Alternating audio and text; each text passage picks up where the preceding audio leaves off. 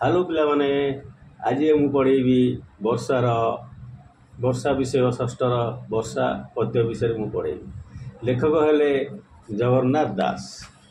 जगन्नाथ दास पुरी जिलार कपिलेश्वर जन्म। तांकर रचित ओडिया भागवत एक पवित्र ग्रंथ भाव में ओडिशा रे सर्वत्र जनप्रिय।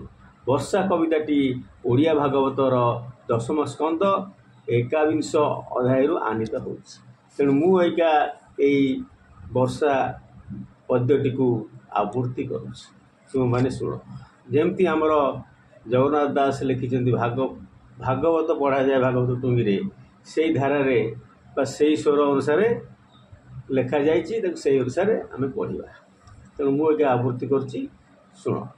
एमंते वर्षा काल गला बरषा ऋतु प्रकाशिला सकल ऋतु करसार शस्य संपद मंचपुर मेघे मिले शून्य पथे बिजुली शबद संगते महिमंडल दुख चाही जल छाड़िला तोष होई घोर शबद मेघमाल गर्जन बरसंती जल प्राणी जीवन जल राशि करुणा चित्तरे बरसी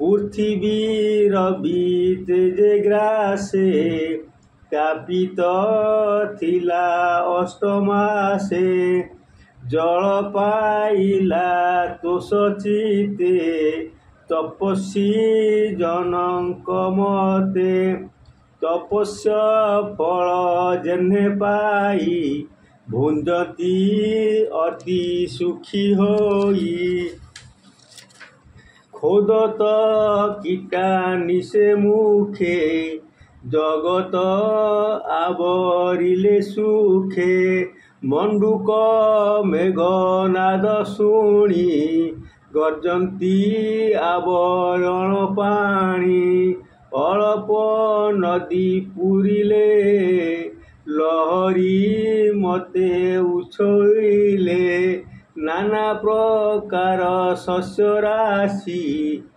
एणे पूरित महिदिशी छतुजे छत्र प्राय होई राजार प्राय दिशे मही मयूरे गिरी शिखे थाई नृत्य करती मेघे छाई अतिथि देखी भक्त जने जेसन तोष होती मने यही प्रकार बुली पारिबो बा तमे अन्य स्वर रे बुली पारिबो। तेणु आवृत्तिटा आज एतिकी है। फेर मु काली तुम मन को फेर बढ़ेबी आर विषय सारांश कठिन शब्द ये सब विषय देखिए। आज एतिकी।